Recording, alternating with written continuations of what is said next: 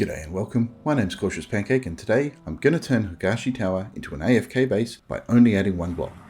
Now while that's true, it's not the end of the story. I'm also going to change one block to a different type and remove a whole bunch of blocks as well to control the zombie pathing. I'll start with the build process. Once that's done, I'll show how it performs on a Horde Night, then we can look at some alternatives for adding in different levels of combat. Okay, starting at the bottom of Higashi, first thing we've got to do is come up, head inside. Now on level 1, or ground level, there's not a lot we actually have to do. The core of the base structure is going to be around this staircase. Heading up to level 2, going to poke our nose out, but again nothing is needed on this level. Just going to kill off the zombies as we go, so that we don't get ambushed too badly. Heading up to level 3, this is where the first of the work needs to be done, since there's no staircase heading up to level 4. And as I said, we're only going to add one block, so we can't just build out the staircase. Going to head around here. Don't need to do anything here, but to continue up the staircase, we're going to turn this wall into a little staircase of our own. We're just going to delete these blocks. Now obviously I'm using the dev tools. You'll need to use a pickaxe in game. It's going to take a little bit longer, but it'll do the same thing. Moving on to level 4. First thing we've got to do is actually break the staircase because we don't want them heading straight up to level 5. Level 4 is where a lot of the magic happens, so we're going to knock out those 2 blocks so that the zombies can't just run up.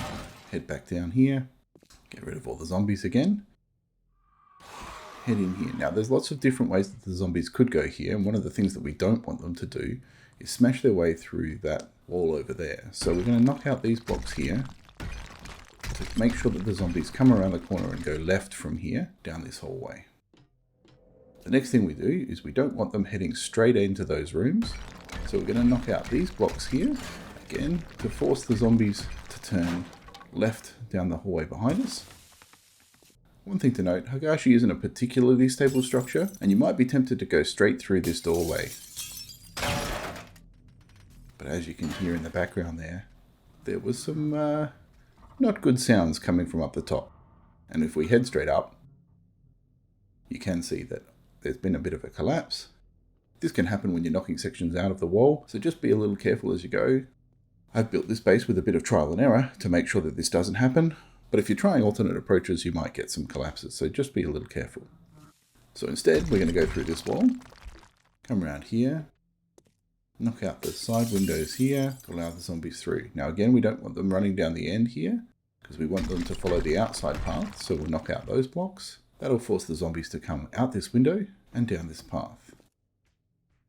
For those that have been down here, you'll know that this isn't a complete path. We're going to have to add our one block just here. What we're going to use is a centered pole and pop that there. The zombies will see that as a connected path to the wood plank over here and try and run over it. Once in here, we need to hook this up to the staircase, but we don't want to go straight back down there to the beginning of level 4 because that'll just create a loop. We need to go up so that the zombies can continue on to level 5. Knock out those blocks, and that creates a path up for us to head along to level 5. We then need to knock out this left part of the staircase up. Why we need to do that will come a little bit clearer later, but you also need to make sure you knock out that last block at the bottom so that the zombies can't just run around the corner. This brings us to level 5. Level 5 has a few tricks to it as well. It's not quite as bad as level 4. There's nowhere for the zombies to go, so they have to go through the level. And what we're going to do, rather than going through here, which gets a little messy with all the tanks and lots of different access points heading up, we're going to create a little shortcut back this way. And rather than going through the 10,000 blocks, we're going to go through the concrete on the left. We don't need to worry about the catwalk there. Zombies get a little confused with catwalk blocks anyway, as you may have seen in other videos. But what we do need to do is, apart from killing off the zombies as we go, is head up and around here. For those familiar with Higashi, there's a ladder up to the next level here. We're going to remove that. The reason we want to remove it is if you don't, the zombies will see it as a path, but they won't know how to get to it, and they just get all kinds of stuck and confused here, as you can see with these guys. So continuing on, after knocking out that bottom ladder, that's enough to remove it. We're going to create our own staircase up through this wall. This creates a nice, stable and consistent way for the zombies to get up. There's plenty of other ways that you could try and do it off this level. You know, there's the tanks and the pipes, but a lot of the different blocks there can get confusing for the zombies and they're not sure which way to go. And I need to finish knocking this one out. Just over here. We haven't gone high enough. That's it. There we go. And hop up through the doorway onto level 6. Here on level 6, we're also going to knock out these 2 blocks rather than go through any of the 10,000k steel blocks. Kill off these guys and head down here. Once here, we're again going to create another little ladder up through the concrete, because as you'll see in here, the staircase doesn't go anywhere. So to get from level 6 to level 7, we're again creating a concrete staircase through the wall.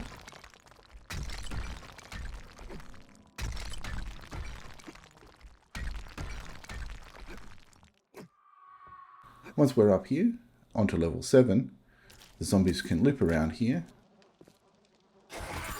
And here we are on level 7. For level 7, this is quite a short section that we need to do. Head up here. This is the rooftop access where our base is going to be. Just need to delete the top block so there's no direct connection, but then we're going to re-add it in. So this is the one block that we're changing. I'm going to change that to one of the quarter triangles. That will mean that the zombies can think they can go up, but they won't actually make it. Looking down, we can see that when they fall, we don't want them landing on these blocks, so we're going to knock them out of the way. From here, we can jump up and make it up to our rooftop section, so we can use this as our access. And there is our construction complete. Alright, we're all set for Horde Night now. I've made a few alterations apart from the actual build. I've added some SMG turrets to the roof, in case there's any vultures coming. I've added some shotgun turrets and an electric fence to the entrance of the rooftop. That'll put a stop to any zombies that make it all the way to the top of the staircase. And we've also added some lanterns for lighting throughout the pathing of the base.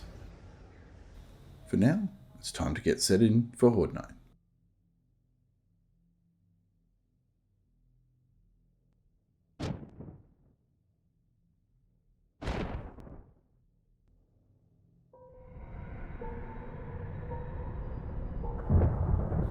Alright, Horde Night's underway.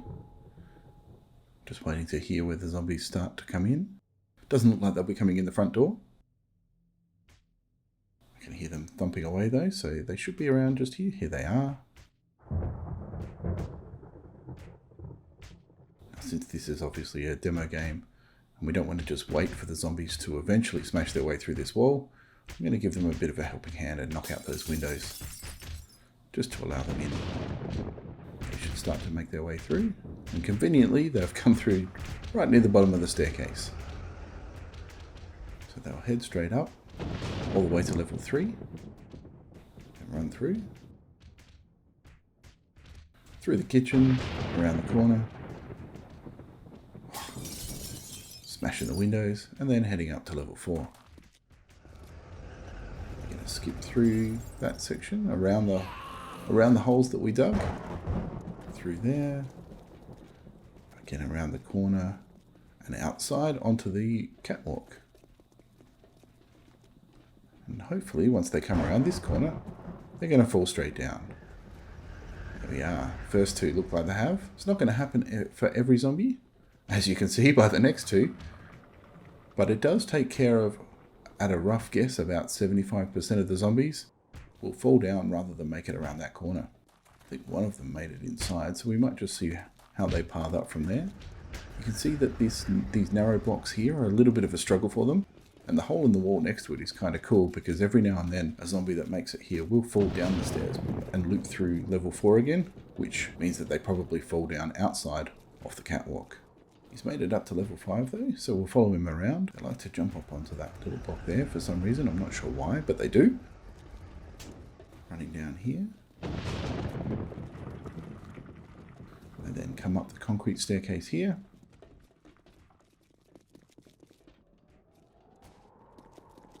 Through the shortcut,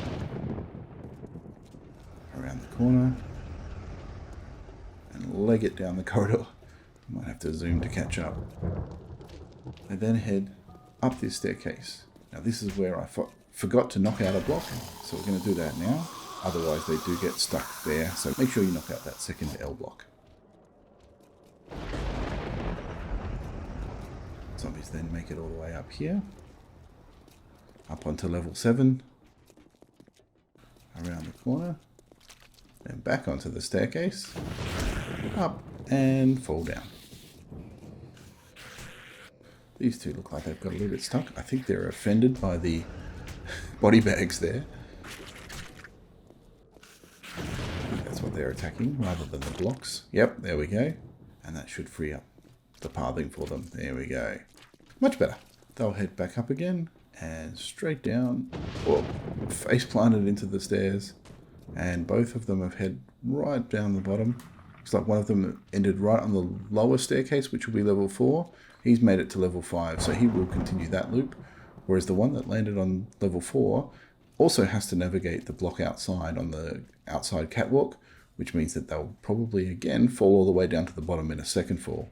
And that's why we knocked out those interior staircases. It means that most of the zombies that fall from the very, very top land down on level 4, get stuck, and then have to run around the outside catwalk and then fall right down and all the way to the bottom back here again. Well, that's pretty much all there is to the base. You can see if we sit up the top here, you do get zombies coming through from time to time, but for the most part, it's fairly quiet. And when they do come through, they very consistently fall, usually all the way down to the bottom of level 4, which makes it really good for us because then they have to navigate the outside wall as well, where they might fall down all the way to the bottom. For the outside section, you can see that most of the zombies that come around the corner will fall down to the bottom and have to restart the path. But for those that don't, they make it across, bang on the wall for a little while, and eventually make their way inside, where they will run up to the top, fall down and repeat the process. This two-stage approach to the AFK base also means that there are some other options that we can use, and I'll go into those in a little bit. But for now, let's just wait for the Horde Night to finish, and we'll do a quick damage assessment to see if there's any areas that we need to improve on.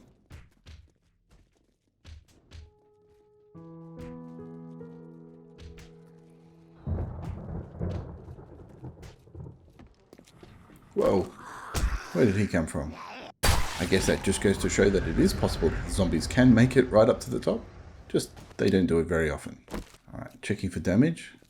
The blocks up here don't look like they've taken any. Heading inside, and just check the staircase for any significant damage. Only 100 or so. Oh, one of them's taken 400. It's probably the most damaged block, at least on that staircase section.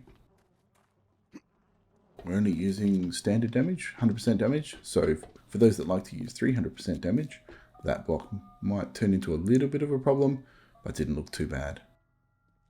That staircase is fine.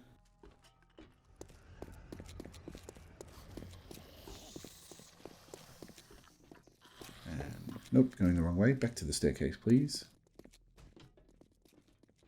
Tiny bit of damage there, but nothing to worry about. And I think this is our problem block. As you can see, it's a damage block, which means it's only got 500 rather than the usual 5,000 for a concrete. So that's one that if you are building this yourself, you might want to replace and turn into a proper concrete block. But it did survive a Horde Night with 100% damage on insane difficulty with 64 zombies. So that's not too bad. It does survive. You're either going to need to make sure that's repaired though, or replace it with a stronger block. The pillar there looked fine. Outside path looks fine. Nothing in here that's really worth worrying about. Excuse me. Again, nothing really to worry about out here, given the large number of blocks and the lack of reason for them to damage anything. Mainly the stairways and jumps that we're worried about. A little bit of damage there, but again, nothing significant. And then we're pretty much down to just the main staircases. So that's all we need to worry about. Now, nearly every AFK base can be turned into a combat base, and this one is no exception. The room here on level 4 is perfect for a Horde base. I've left the windows open for visibility, but you can board them up if you want. And as you can see, I've knocked out the windows and blocks where the zombies were coming through, and replaced it with my default combat bars setup. This gives us a nice, simple, but effective combat area. With the centered pole block still causing most zombies to fall, it's very laid back. You are probably going to want to have something else to do if you go with this approach, as it can be quite a while between zombies. Having some crafting options in here would be a good idea.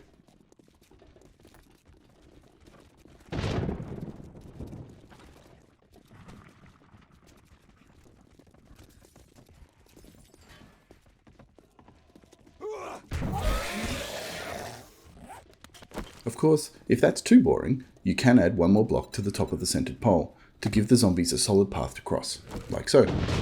Now it's a full combat base, but with a long drop down to the ground and a long run back, it can still be a little quiet at times, but will build and get busy.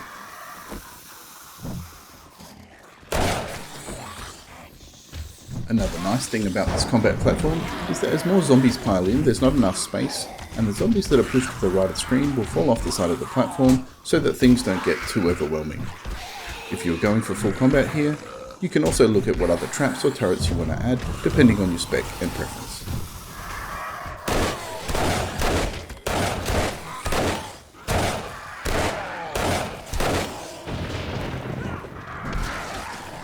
The other benefit of using Higashi as a horde base with the build I've designed is that you can have your crafting base up in the penthouse at the top and come down here for Horde Night, and if everything goes pear-shaped and the zombies breach this room, you've still got the upper stairs designed that will loop the zombies and prevent them from getting into your upper base, so combat to level 4 and an AFK loop between floors 5 and 7. Well, that's all for today's AFK and Combat Higashi hybrid base. I hope you've enjoyed this video. Please consider giving it a like and subscribing if you want to see more like it. And as always, thanks for watching.